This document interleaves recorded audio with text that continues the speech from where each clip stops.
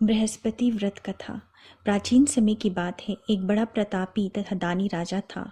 वह प्रत्येक गुरुवार को व्रत रखता और पूजा करता था।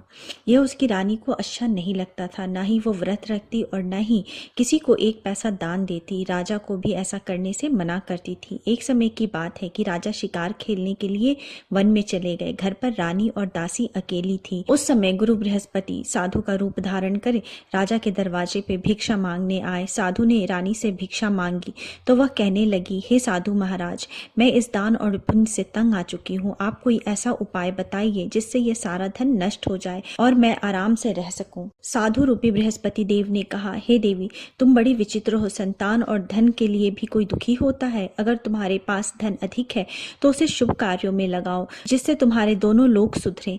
परंतु साधु की यह बात रानी को खुश नहीं कर पाई। उसने कहा, मुझे ऐसे धन की आवश्यकता नहीं जिसे मैं दान दे सकूं, जिसको संभालने में मेरा सारा समय नष्ट हो जाए। साधु ने कहा, यदि तुम्हारी यही इच्छा है तो जैसा मैं कहता हूँ वैसा करना। बृहस्पति के दिन तुम घर को गोबर से लीपना, अपने केशों को पीली मिट्टी से धोना, केशों को धोते समय स्नान करना, राजा से भी हजामत बनाने को कहना, भोजन में मांस मदिरा खाना, कपड़ा धोबी को धुलने के लिए देना। इस प्रकार 7 बृहस्पतिवार करने से तुम्हारा समस्त धन नष्ट हो जाएगा। इतना कहकर साधु बने बृहस्पति देव अंतर्ध्यान हो गए। साधु के कहे अनुसार करते हुए अभी रानी को 3 ही बृहस्पतिवार बीते थे कि उसकी समस्त संपत्ति नष्ट हो गई। भोजन के लिए परिवार तरसने लगा। एक दिन राजा रानी से बोले, हे रानी, तुम यहीं रहो, मैं दूसरे देश को जाता हूँ, क्योंकि यहाँ मुझे सभी जानते हैं, इसलिए मैं कोई छोटा काम नहीं कर सकता। ऐसा कहकर राजा परदेश चला गया। वहां वह जंगल से लकड़ी काट कर लाता और शहर में बेचता। इस तरह वह अपना जीवन व्यतीत करने लगा। इधर राजा के बिना रानी और दासी दुखी रहने लगी। एक समय जब रानी और दासी को 7 दिनों तक बिना भोजन के रहना पड़ा, तब रानी ने अपनी दासी से कहा, हे दासी, पास ही के नगर में मेरी बहन रहती है, वह बड़ी धनवान है, तो उसके पास जा और कुछ खाने को ले आ, जिससे हमारा थोड़े दिन तक गुजर बसर हो सके। दासी रानी के बहन के पास गई। उस दिन बृहस्पतिवार था। रानी की बहन उस समय बृहस्पतिवार की कथा सुन रही थी। दासी ने रानी की बहन को अपनी रानी का संदेश दिया, लेकिन रानी की बहन ने उससे कोई उत्तर नहीं दिया। जब रानी की बहन से कोई उत्तर नहीं मिला तो वह बहुत दुखी हुई। उसे क्रोध भी आया। दासी ने वापस आकर रानी को सारी बात सुना डाली। सुनकर रानी ने अपने भाग्य को कोसा। उधर रानी की बहन ने सोचा कि मेरी बहन की दासी आई थी, परंतु मैं उसे कोई उत्तर नहीं दे पाई, उससे वह बहुत दुखी हुई होगी। कथा सुनकर और पूजा समाप्त कर वह अपनी बहन के घर गई और कहने लगी, हे बहन, मैं बृहस्पतिवार का व्रत कर रही थी। तुम्हारी दासी गई थी, परंतु जब तक कथा सुनते हैं तब तक न उठते हैं और न ही बोलते हैं, इसलिए मैं नहीं बोली। कहो दासी क्यों गई थी? रानी बोली, बहन, हमारे घर अनाज नहीं था। ऐसा कहते कहते रानी की आंखें भर आई। उसने दासी समेत भूखे रहने की बात भी अपनी बहन को विस्तार पूर्वक कह सुनाई। रानी की बहन बोली, बहन देखो, बृहस्पति देव भगवान सबकी मनोकामना पूर्ण करते हैं। देखो, शायद तुम्हारे घर में अनाज रखा हो। यह सुनकर दासी घर के अंदर गई तो वहां उसे एक घड़ा अनाज से भरा हुआ मिला। उसे बड़ी हैरानी हुई। उसने एक एक बर्तन देख लिया था। उसने बाहर आकर रानी को बताया। दासी रानी से कहने लगी, हे रानी, जब आपको भोजन नहीं मिलता तो हम व्रत ही करते हैं, इसलिए क्यों न इनसे व्रत की कथा की विधि पूछ ली जाए, हम भी व्रत किया करेंगे।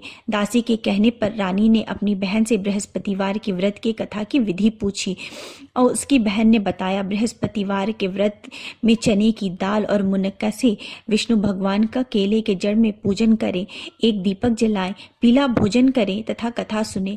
इससे गुरु भगवान प्रसन्न होते हैं, मनोकामना पूर्ण करते हैं। व्रत और पूजन की विधि बताकर रानी की बहन अपने घर को लौट आई। रानी और दासी दोनों ने निश्चय किया कि बृहस्पति देव भगवान का पूजन जरूर करेंगे। 7 रोज बाद जब बृहस्पतिवार आया तो उन्होंने व्रत रख घुड़साल से जाकर चना और गुड़ बिन कर लाई तथा उसकी दाल से केले के जड़ तथा विष्णु भगवान का पूजन किया। अब पीला भोजन कहाँ से आए? दोनों बड़ी दुखी हुई, परंतु उन्होंने व्रत किया था, इसलिए बृहस्पति देव भगवान प्रसन्न थे। एक साधारण व्यक्ति के रूप में वे 2 थाल में सुंदर पीला भोजन लेकर आए और दासी को देकर बोले, हे दासी, यह भोजन तुम्हारे लिए और तुम्हारी रानी के लिए है, इससे तुम दोनों ग्रहण करना। दासी भोजन पाकर बहुत प्रसन्न हुई। उसने रानी को सारी बात बताई। उसके बाद वे दोनों प्रत्येक बृहस्पतिवार को गुरु भगवान का व्रत करने और पूजन करने लगी। बृहस्पति भगवान की कृपा से उनके पास धन आ गया। परंतु रानी फिर पहले की तरह आलस्य करने लगी। तब दासी बोली, देखो रानी, तुम पहले भी इस प्रकार आलस्य करती थी। तुम्हें धन रखने में कष्ट होता था, इस कारण सभी धन नष्ट हो गया। अब गुरु भगवान की कृपा से धन मिला है तो फिर तुम्हें आलस्य हो गया है। बड़ी मुसीबतों के बाद हमने यह धन पाया है, इसलिए हमें दान पुण्य करना चाहिए।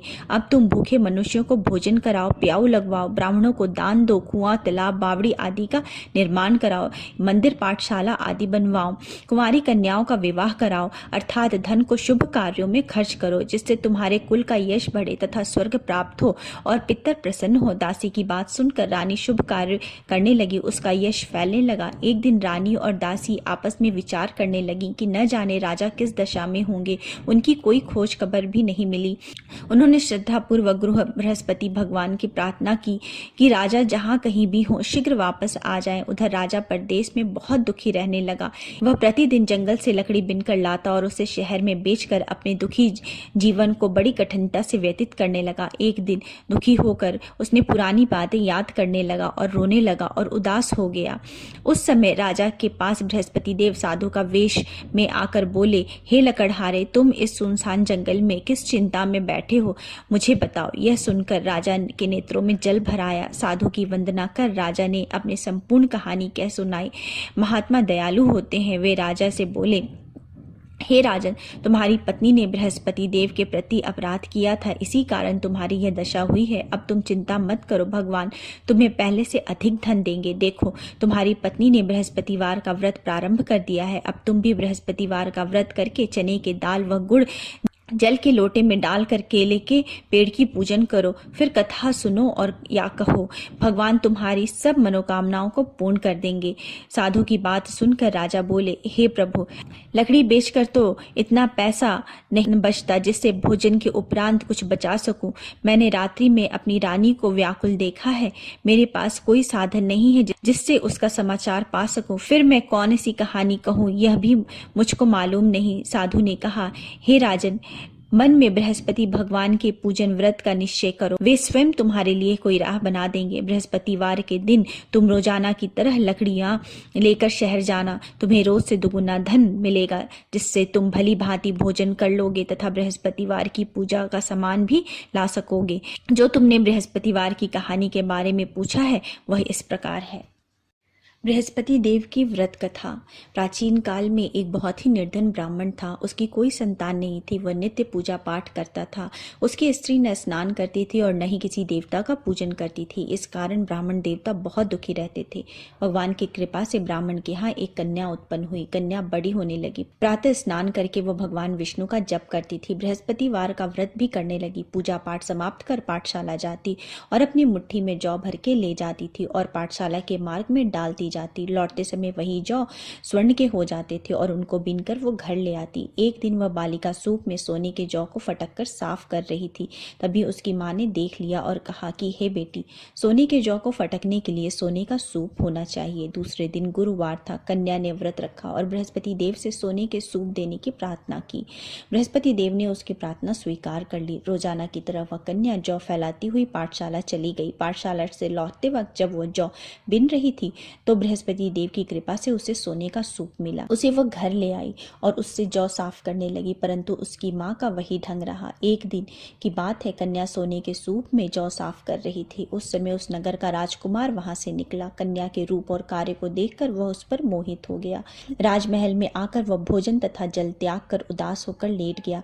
राजा को जब राजकुमार द्वारा अन्य जल त्यागने का समाचार ज्ञात हुआ तो वे मंत्रियों के साथ अपने पुत्र के पास आ पहुंचे और कारण पूछने लगे। राजकुमार ने राजा को उस लड़की के घर का पता भी बता दिया। मंत्री उस लड़की के घर गए। मंत्री ने ब्राह्मण के समक्ष राजा की ओर से निवेदन किया। कुछ दिन बाद ब्राह्मण की कन्या का विवाह राजकुमार के साथ संपन्न हुआ।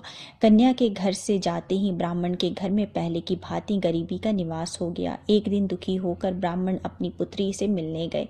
बेटी ने पिता की अवस्था को देखा और अपनी माँ का हाल पूछा। ब्राह्मण ने सभी हाल विस्तार पूर्वक सुनाया। कन्या ने बहुत सा धन देकर अपने पिता को विदा कर दिया, लेकिन कुछ दिन के बाद वही हाल हो गया। ब्राह्मण फिर अपनी कन्या के यहाँ गए और सभी हाल अपनी पुत्री को कह सुनाया। पुत्री बोली, हे पिताजी, आप माता जी को यहाँ लिवा लाओ, मैं उन्हें वह विधि बता दूंगी जिससे गरीबी दूर हो जाएगी। ब्राह्मण देवता अपनी स्त्री को साथ लेकर अपनी पुत्री के पास राजमहल में पहुंचे तो पुत्री ने अपनी माँ को बहुत समझाया। वो बोली, हे माँ, तुम प्रातःकाल स्नान आदि करके विष्णु भगवान का पूजन करो तो सब दरिद्रता दूर हो जाएगी। परंतु उसकी माँ ने उसकी एक भी बात नहीं मानी। वह प्रातःकाल उठकर अपनी पुत्री की बची जूठन खा लेती थी। एक दिन उसकी पुत्री को बहुत गुस्सा आया। उसने अपनी माँ को एक कोठरी में बंद कर दिया। प्रातः उसे स्नान आदि करा के पूजा पाठ करवाया तो उससे उसकी माँ की बुद्धि ठीक हो गई। इसके बाद वह नियम से पूजा पाठ करने लगी और प्रत्येक बृहस्पतिवार को व्रत भी करने लगी। इस व्रत के प्रभाव से मृत्यु के बाद वह स्वर्ग को प्राप्त हुई। वह ब्राह्मण देवता भी सुखपूर्वक इस लोक का सुख भोग करके स्वर्ग को प्राप्त हुए। इस तरह कहानी कहकर साधु बने देवता वहां से लोप हो गए। धीरे धीरे समय व्यतीत होने पर फिर बृहस्पतिवार का दिन आया। राजा जंगल से लकड़ी काट कर शहर में बेचने गया। उसे उस दिन और दिनों से अधिक धन मिला। राजा ने चना गुड़ आदि लाकर बृहस्पतिवार का व्रत किया। उस दिन से उसके सभी कलेश दूर हो गए। परंतु जब अगले गुरुवार का दिन आया तो राजा बृहस्पतिवार का व्रत करना भूल गया। इस कारण बृहस्पति भगवान नाराज हो गए। उस दिन उस नगर के राजा ने विशाल यज्ञ का आयोजन किया था तथा उसके समस्त राज्य में घोषणा करवा दी थी कि सभी मेरे घर भोजन करने आवे, किसी के घर चूल्हा ना जले। इस आज्ञा को जो न मानेगा उसको फांसी दे दी जाएगी। राजा की आज्ञा अनुसार राज्य के सभी लोग राजा के घर भोजन में सम्मिलित होने के लिए चले गए, लेकिन लकड़हारा कुछ देर से पहुंचा, इसलिए राजा उसको अपने साथ महल ले गए। जब राजा लकड़हारे को भोजन करा रहे थे तो रानी की दृष्टि उस खूंटी पर पड़ी जहां पर उसका हार लटका हुआ था। उसे हार खूंटी पर लटका हुआ दिखाई नहीं दिया। रानी को निश्चय हो गया कि मेरा यह हार लकड़हारे ने चुराया है। उसी समय सैनिक बुलवाकर उसको जेल में डलवा दिया। लकड़हारा जेल में विचार करने लगा कि न जाने कौन से पूर्व जन्म के कर्म से मुझे यह दुख प्राप्त हुआ है, और जंगल में मिले साधु को याद करने लगा। तत्काल बृहस्पति देव साधु के रूप में प्रकट हो गए और कहने लगे, अरे मूर्ख, तूने बृहस्पति देवता की कथा नहीं की, इसी कारण तुझे यह दुख प्राप्त हुआ है। अब चिंता मत कर, बृहस्पतिवार के दिन जेल खाने के दरवाजे पर तुझे 4 पैसे पड़े मिलेंगे। उससे तू बृहस्पतिवार की पूजा करना, तेरे सभी कष्ट दूर हो जाएंगे। अगले बृहस्पतिवार को उसे जेल के दरवाजे पर 4 पैसे पड़े मिले। राजा ने पूजा का सामान मंगवा कर कथा कही और प्रसाद बांटा। उसी रात्रि में बृहस्पति देव ने उस नगर के राजा को स्वप्न में कहा, हे राजा, तूने जिसे जेल में बंद किया है उसे कल छोड़ देना, वह निर्दोष है। राजा प्रातःकाल उठा और खूंटी पर हार टंगा देखकर लकड़हारे को बुलाकर क्षमा मांगी तथा राजा के योग्य सुंदर वस्त्र आभूषण भेंट कर उसे विदा किया। गुरुदेव की आज्ञा अनुसार राजा अपने नगर को चला गया। राजा जब नगर के निकट पहुंचा तो उसे बड़ा ही आश्चर्य हुआ। नगर में पहले से अधिक बाग, तालाब और कुएं तथा बहुत सी धर्मशालाएं, मंदिर आदि बने हुए थे। राजा ने पूछा कि यह किसका बाग और धर्मशाला है। तब नगर के सब लोग कहने लगे, यह सब रानी और दासी द्वारा बनवाया गया है। राजा को आश्चर्य हुआ और गुस्सा भी आया कि उसकी अनुपस्थिति में रानी के पास इतना धन कहाँ से आया। जब रानी ने यह खबर सुनी कि राजा आ रहे हैं तो उसने अपनी दासी से कहा, हे दासी, देख राजा हमको कितनी बुरी हालत में छोड़ के गए थे, वो हमारी ऐसी हालत देखकर लौट न जाए, इसलिए तू दरवाजे पर खड़ी हो जा। रानी की आज्ञा अनुसार दासी दरवाजे पर खड़ी हो गई और जब राजा आए तो उन्हें अपने साथ महल में लिवा लाई। तब राजा ने क्रोध करके अपनी तलवार निकाली और पूछने लगा, बताओ यह धन तुम्हें कहाँ से प्राप्त हुआ। तब रानी ने सारी कथा कह सुनाई। राजा ने निश्चय किया कि मैं रोजाना दिन में 3 बार कहानी कहा करूंगा और व्रत किया करूंगा। अब हर समय राजा के दुपट्टे में चने की दाल बंधी रहती थी और दिन में 3 बार कथा किया करते थे। एक रोज राजा ने विचार किया कि चलो अपनी बहन के यहाँ हो आओ। इस तरह का निश्चय कर राजा घोड़े पर सवार हो अपनी बहन के यहाँ चल दिए। मार्ग में उन्होंने देखा कि कुछ आदमी एक मुर्दे को लिए जा रहे हैं। उन्हें रोककर राजा कहने लगा, अरे भाइयों, मेरी बृहस्पतिवार की कथा सुन लो। वे बोले, लो, हमारा तो एक आदमी मर गया है, इसको अपनी कथा की पड़ी है। परंतु कुछ आदमी बोले, अच्छा कहो, हम तुम्हारी कथा भी सुनेंगे। राजा ने दाल निकाली और कथा कहनी शुरू कर दी। जब कथा आधी हुई थी तो मुर्दा हिलने लगा और जब कथा समाप्त हुई तो राम राम करके मुर्दा उठकर खड़ा हो गया। राजा आगे बढ़ा। उसे चलते चलते शाम हो गई। आगे मार्ग में उसे एक किसान खेत में हल चलाता मिला। राजा ने उससे कथा सुनने का आग्रह किया, लेकिन लेकिन वो नहीं माना। राजा आगे चल दिया। राजा के हटते ही बैल पछाड़ खाकर गिर गए तथा किसान के पेट में बहुत जोर से दर्द होने लगा। उसी समय किसान की माँ रोटी लेकर आई। उसने यह सब देखा तो अपने पुत्र से सब हाल पूछा। बेटे ने सभी हाल कह बताया। बुढ़िया दौड़े दौड़े उस घुड़सवार के पास पहुंची और उससे बोली, मैं तेरी कथा सुनूंगी, तू अपनी कथा मेरे खेत में चलकर कहना। राजा ने लौटकर बुढ़िया के खेत में जाकर कथा कही, जिससे सुनते ही बैल खड़े हो गए तथा किसान के पेट का दर्द भी बंद हो गया। राजा अपनी बहन के घर पहुंचा। बहन ने भाई की खूब मेहमानदारी की। दूसरे रोज प्रातःकाल राजा जागा तो वह देखने लगा कि सब लोग भोजन कर रहे हैं। राजा ने अपनी बहन से जब पूछा, कोई ऐसा मनुष्य है जिसे भोजन नहीं किया हो तो मेरे बृहस्पति भगवान की कथा सुन ले। बहन बोली, हे भैया, यह देश ऐसा ही है, यहाँ सब लोग पहले भोजन करते हैं, बाद में कोई अन्य काम करते हैं। फिर वह एक कुम्हार के घर गई जिसका लड़का बीमार था। उससे मालूम हुआ कि उसके यहाँ 3 दिन से किसी ने भी भोजन नहीं किया है।